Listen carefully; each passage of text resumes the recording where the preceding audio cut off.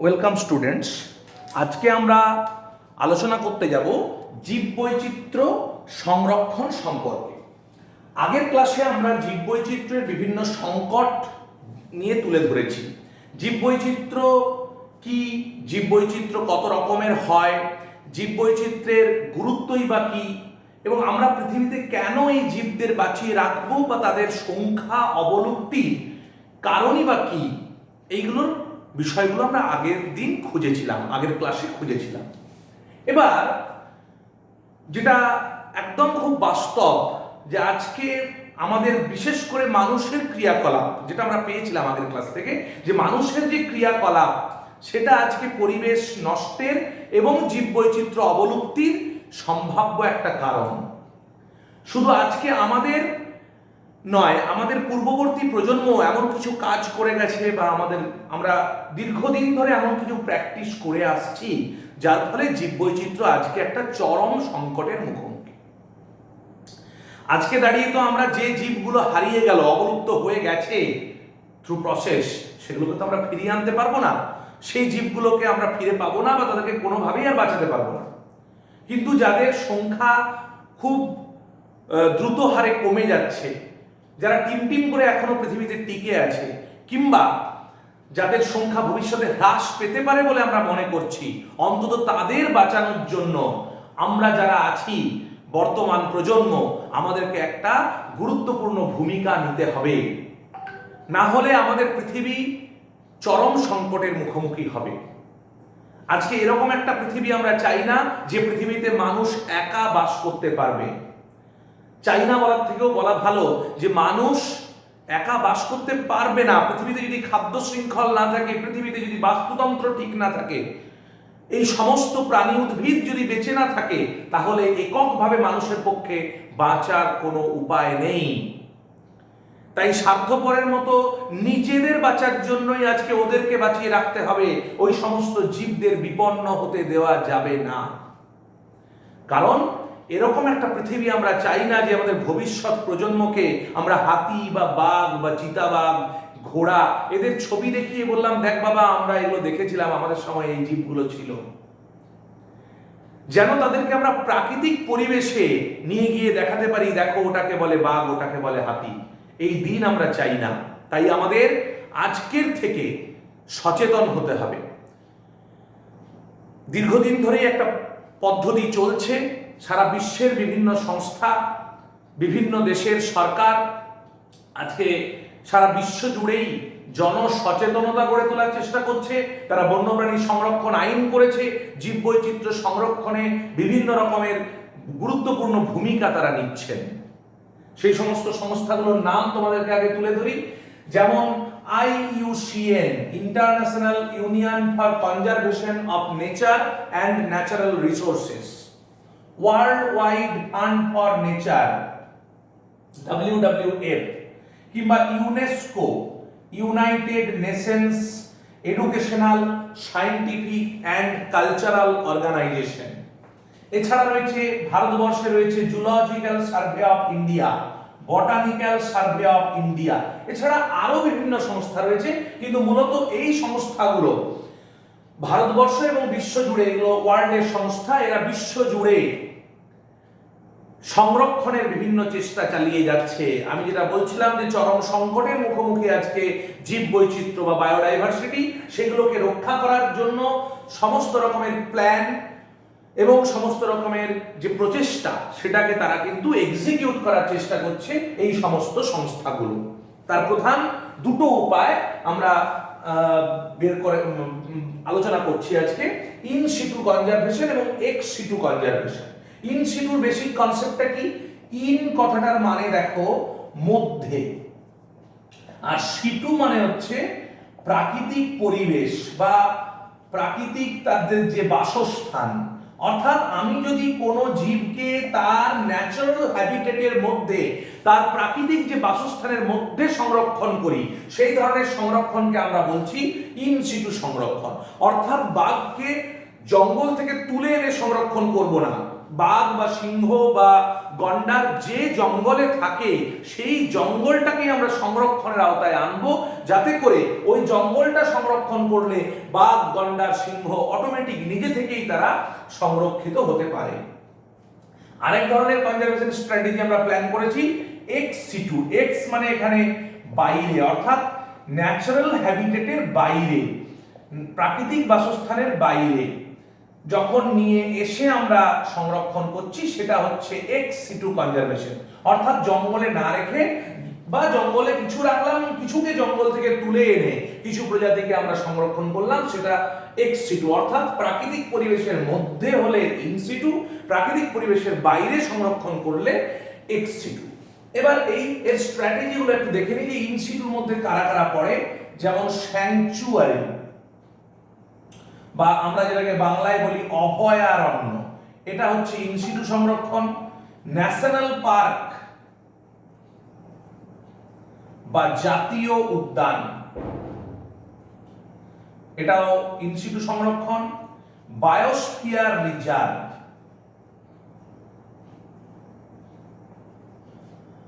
এটার বাংলাও biosphere reserve.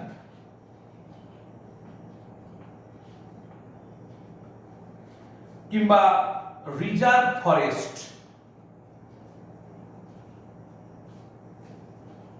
সংরক্ষিত বনভূমি। গেম রিজার্ভ, এইগুলো হলো সব ইন সিটু সংরক্ষণ। জু, বটানিক্যাল গার্ডেন এবং ক্রায়ো প্রিজার্ভেশন, এইগুলো হচ্ছে এক্স সিটু সংরক্ষণ বা এক্স সিটু কনজারভেশনের উদাহরণ।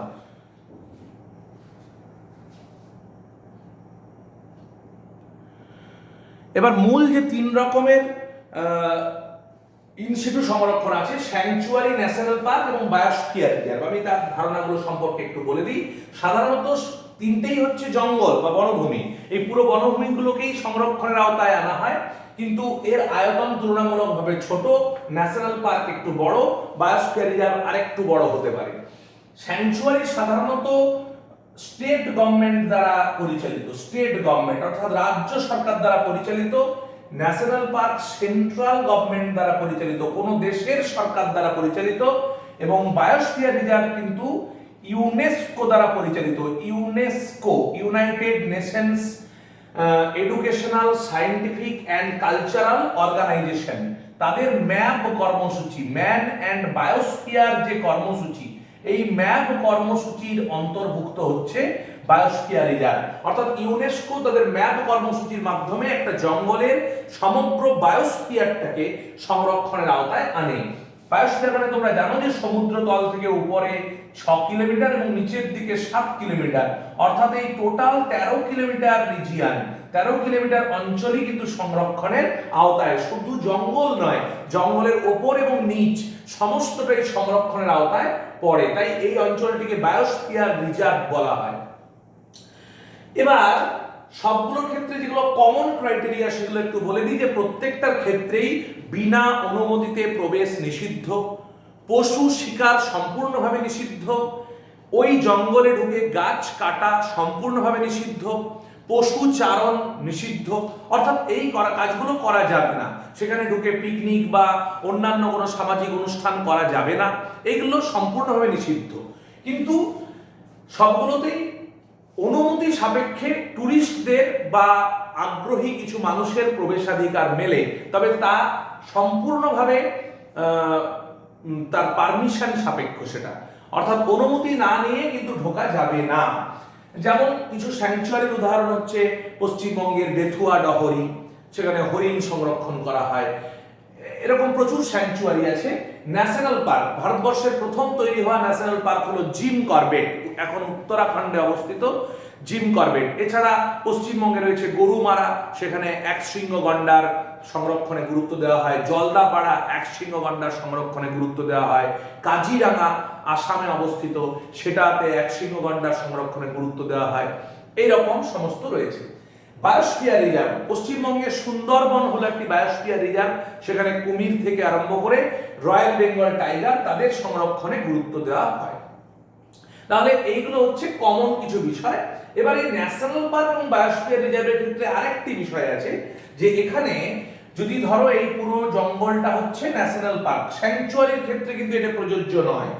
এই ন্যাশনাল পার্কের ক্ষেত্রে বা বায়োস্ফিয়ার রিজার্ভের ক্ষেত্রে একটা জোন আছে, এটাকে বলা হয় কোর জোন। এই মধ্যবর্তী যে অঞ্চলটা এটাকে বলা হয় কোর জোন, কোর জোন বা কোর অঞ্চল। আর বাইরের দিকের অঞ্চলটিকে বলা হয় বাফার জোন। এখানে অনুমতি নিয়েও বাফার জোনে প্রবেশ করা যাবে, কিন্তু কোর জোনে প্রবেশের কিন্তু কোনো অনুমতি নিলেও করা যাবে না। সেখানে কেবলমাত্র বন দপ্তরের কর্মীরা, বন দপ্তরের অফিসাররা এবং যারা সায়েন্টিফিক রিসার্চের কারণে সেখানে যাবে তাদের প্রবেশাধিকার আছে, কিন্তু বাফার জোনেই একমাত্র টুরিস্টরা প্রবেশ করতে পারে, অর্থাৎ বাফার জোন ফর এক্সক্লুসিভলি টুরিস্টস। তাও সেটা অনুমতি সাপেক্ষ, কোর জোনে কোনো মতেই প্রবেশ করতে দেওয়া হয় না। এটা ন্যাশনাল পার্ক এবং বায়োস্ফিয়ার রিজার্ভের ক্ষেত্রে প্রযুক্ত এই ধারণাটা। আরেকটা তোমাদেরকে আমি উদাহরণ বললাম যে গেম রিজার্ভ। গেম রিজার্ভ জিনিসটি কি? গেম রিজার্ভ মানে এটাতে মানুষের প্রবেশাধিকার সেভাবে নেই, এখানে সাধারণভাবে প্রজননের উদ্দেশ্যে, প্রজনন সংগঠন করানোর জন্যই এই ধরনের বনভূমিগুলোকে নির্বাচিত করা হয়। সেখানে বিশেষ বিশেষ কিছু প্রাণী, গন্ডার হতে পারে, সেখানে বাঘ হতে পারে, সিংহ হতে পারে, এদের প্রজননের কর্মসূচির জন্য এই ধরনের সংরক্ষণ করা হয় যাতে তাদের সংখ্যা ভবিষ্যতে বাড়ানো যায়।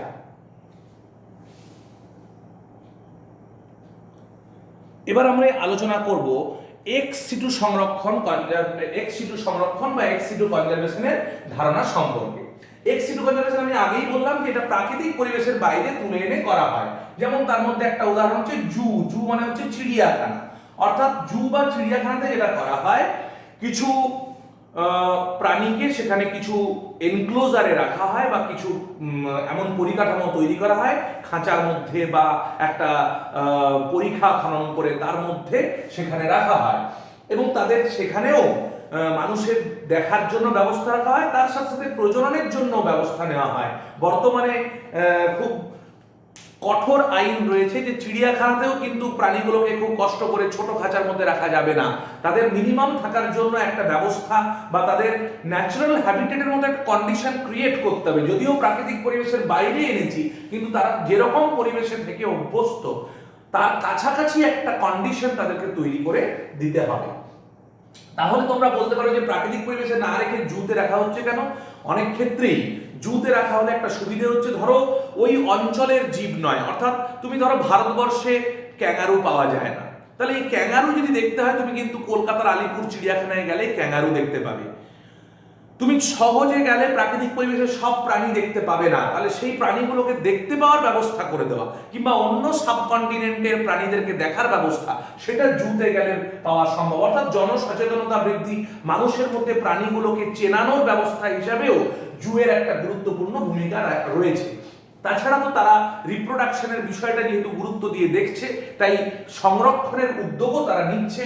সেই হিসাবেও জুকে একটা এক্স সিটু সংরক্ষণের গুরুত্বপূর্ণ উপায় বলে মনে করা হয়। যেমন পশ্চিমবঙ্গের বললাম আলিপুর চিড়িয়াখানা, সামনে আমাদের রাঁচিতে রয়েছে চিড়িয়াখানা, ভগবান বিরসা জু রয়েছে সেখানে, আমাদের বোকারোতে বা টাটাতেও জু রয়েছে। তাহলে আমাদের আশেপাশে বিভিন্ন শহরে চিড়িয়াখানা রয়েছে, যে চিড়িয়াখানায় গেলে বিভিন্ন প্রাণী এবং তাদের সম্পর্কে একটা ধারণা গড়ে তোলা যাবে।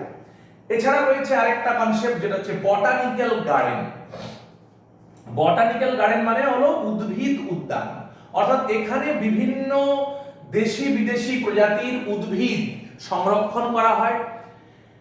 যে সমস্ত উদ্ভিদ হারিয়ে গেছে তাদের হারবেরিয়াম শীট সংরক্ষণ করা যেতে পারে, এবং একই কথা এখানেও প্রযুক্ত যে একটা পাহাড়ি অঞ্চলের উদ্ভিদ, একটা ম্যানগ্রোভ অঞ্চলের উদ্ভিদ, তুমি একই জায়গায় একই ছাতার তলায় গিয়ে তুমি বিভিন্ন ধরনের উদ্ভিদ সম্পর্কে একটা সম্যক ধারণা করতে পারবে। অর্থাৎ এই বটানিক্যাল গার্ডেনে গেলে তুমি কয়েক হাজার ভিন্ন ধরনের প্রজাতির গাছকে এক জায়গায় দেখতে পাবে। যে সমস্ত প্রজাতি অবলুপ্ত হয়ে গেছে তাদের হারবেরিয়াম দেখতে পাবে। এইগুলো হচ্ছে একটা বাড়তি সুবিধে। হাওড়ার শিবপুরে ভারতবর্ষের বিখ্যাত বটানিক্যাল গার্ডেন রয়েছে।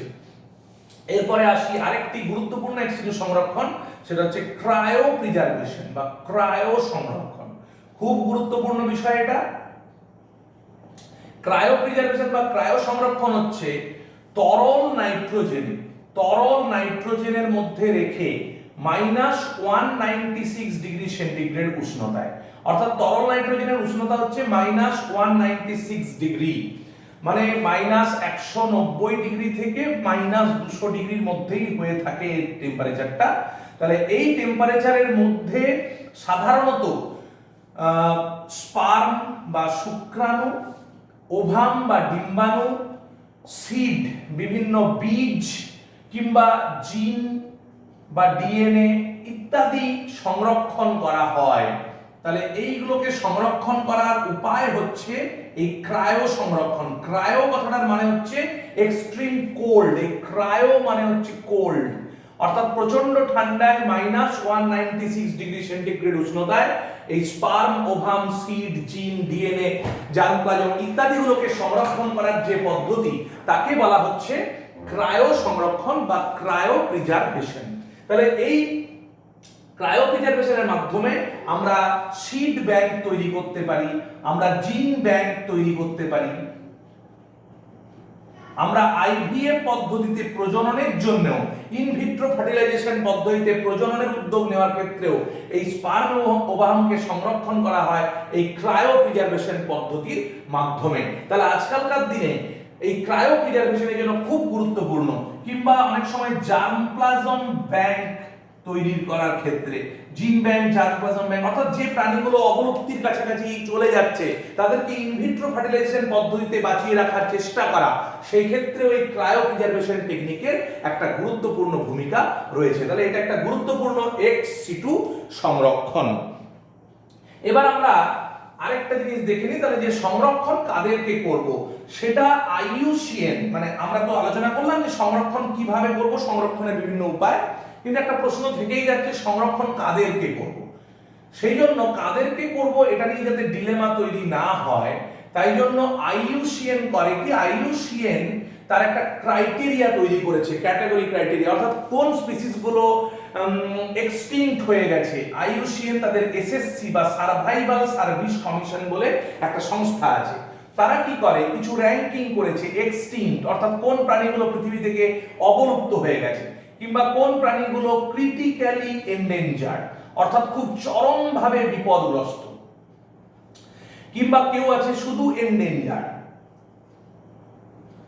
কিংবা কেউ আছে ভালনারেবল, অর্থাৎ এদের বা থ্রেটেন্ড বলা হয়, বা কেউ আছে অ্যাট লোয়ার রিস্ক, মানে কম রিস্কে আছে, অ্যাট লোয়ার রিস্ক, অর্থাৎ এইরকম তারা র‍্যাঙ্কিং করেছে। কারো আছে যে তেমন ভাবে বিশ্লেষণ করা হয়নি, ডাটা ডেফিসিয়েন্ট, আরো কেউ আছে নট ইভ্যালুয়েটেড, অর্থাৎ এইরকম আইইউসিএন একটা পুরো র‍্যাঙ্কিং করেছে। এক্সটিংক্ট মানে অবলুপ্ত, ক্রিটিক্যালি এন্ডেঞ্জার্ড মানে চরমভাবে বিপদগ্রস্ত, অর্থাৎ যাদের সংখ্যা লাস্ট 10 বছরের মধ্যে 95% বা 90% এর বেশি হ্রাস হয়েছে, যাদের সংখ্যা 80% এর বেশি হ্রাস হয়েছে তাদেরকে বলছি এন্ডেঞ্জার্ড, যাদের সংখ্যা 70% এর বেশি হ্রাস হয়েছে তাদেরকে বলছে ভালনারেবল বা থ্রেটেন্ড। লোয়ার রিস্ক মানে এদের ততটা রিস্ক নেই, ডেটা ডেফিসিয়েন্ট মানে এদের সম্পর্কে তথ্য তেমন ভাবে নেই, নট ইভালুয়েটেড মানে এদের ইভালুয়েট করা হয়নি। তাহলে আমরা প্রশ্ন হচ্ছে যে আমরা কাদেরকে সংরক্ষণ করব।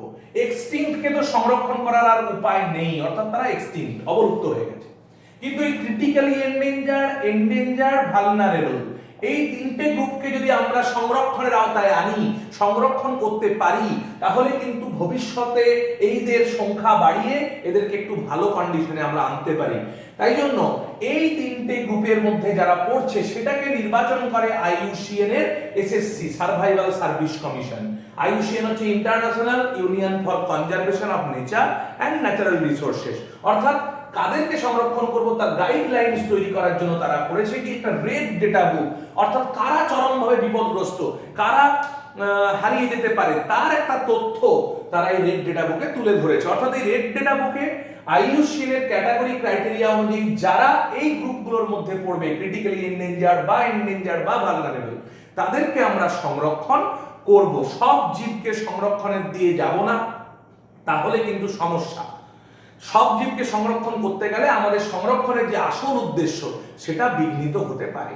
তাই জন্য যাদের প্রয়োজন তাদেরকেই সংরক্ষণে আমরা বাড়তি গুরুত্ব দেব।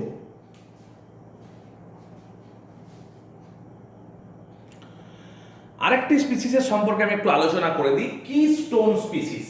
কিস্টোন স্পিসিস বলতে একটা বাড়ি বা একটা মনুমেন্টের যেমন একটা ভার কেন্দ্র বা কিস্টোন থাকে, অর্থাৎ খুব গুরুত্বপূর্ণ পাথর থাকে, যে জায়গাটাতে আঘাত করলে ওই সম্পূর্ণ মনুমেন্টটা ভেঙে যেতে পারে, সম্পূর্ণ বাড়িটা খুব সহজে ভেঙে যেতে পারে, তাকে আমরা বলি ওই বাড়ির বা ওই স্মৃতিসৌধের কিস্টোন, মূল পাথর। এবার আমার এখানে স্পিসিস কনসেপ্টে সেটা কেন বলছি আগে একটু বলি, যে একটা বাস্তুতন্ত্রকে বাঁচাতে গেলে, পরিবেশকে সংরক্ষণ করতে গেলে আমরা সেই সমস্ত জীবগুলোকে সংরক্ষণ করার চেষ্টা করব যারা ইকোসিস্টেম স্টেবিলিটিতে, ইকোসিস্টেমের ভারসাম্য রক্ষায় একটা গুরুত্বপূর্ণ ভূমিকা নেয়। অর্থাৎ আমাদের এরকম মনে হতে পারে অনেক সময় যে ধরো যে বাঘ এর সংখ্যা সাথে হরিণের সংখ্যার সম্পর্ক, যে বাঘ কমে গেলে হয়তো হরিণ বেড়ে যাবে, এরকম মনে হতে পারে। অর্থাৎ খাদ্য খাদকের মধ্যে যদি খাদক মরে যায় তাহলে খাদ্যরা বোধহয় বেঁচে থাকবে। কিন্তু বিজ্ঞানী আর.টি. পেন তিনি একটা পরীক্ষা করেন এবং তিনি অনেক পরীক্ষা করেন, সেই পরীক্ষার একটা আউটকাম হচ্ছে যে কিস্টোন স্পিসিস। তিনি বলেন যে এই ধরনের কিছু স্পিসিস আছে যারা সমগ্র বাস্তুতন্ত্রে একটা গুরুত্বপূর্ণ ভূমিকা পালন করছে, অর্থাৎ তারা যদি নষ্ট হয়ে যায় তাহলে গোটা বাস্তুতন্ত্রটা একটা চরম সংকটের মুখোমুখি হতে পারে, অন্যান্য প্রজাতিগুলো বিলুপ্ত হতে পারে। তাই যাদের বাস্তুতন্ত্রের ভারসাম্য যারা রক্ষা করে, অর্থাৎ বাস্তুতন্ত্রের ভারসাম্য তারা রক্ষা করে এবং অন্যান্য জীবদের বেঁচে থাকার ক্ষেত্রে, অর্থাৎ এরা অবলুপ্ত হলে অন্যান্য জীব নষ্ট হয়ে যাবে, অন্যান্য তার প্রাণীগুলো নষ্ট হয়ে যেতে পারে, তাদেরকে বলা হয় কিস্টোন স্পিসিস। যেমন এক শৃঙ্গ গন্ডারকে আমরা বলতে পারি কিস্টোন স্পিসিস, যেমন ভাবে আমরা রয়্যাল বেঙ্গল টাইগারকে বলতে পারি কিস্টোন স্পিসিস। অর্থাৎ এরা যদি অবলুপ্ত হয় তাহলে কিন্তু অন্যান্য জীব অবলুপ্ত হতে পারে এবং সমগ্র বাস্তুতন্ত্রটা ক্ষতির সম্মুখীন হতে পারে। অতএব এই ধরনের কিস্টোন স্পিসিসকে পরিবেশে বাঁচিয়ে রাখার ক্ষেত্রে আমাদেরকে বাড়তি দায়িত্ব নিতে হবে যাতে বাস্তুতন্ত্রের ভারসাম্য বিঘ্নিত না হয়। তাহলে আজকে এই ক্লাসটি থেকে আমরা জীববৈচিত্র্য সংরক্ষণের বিভিন্ন দিক আমি তুলে ধরলাম এবং জীববৈচিত্র্য সংরক্ষণের ক্ষেত্রে কোন জীবগুলোকে আমরা সংরক্ষণে বেশি গুরুত্ব দেব সেই বিষয় নিয়েও তোমাদের সামনে একটা তথ্য তুলে ধরলাম।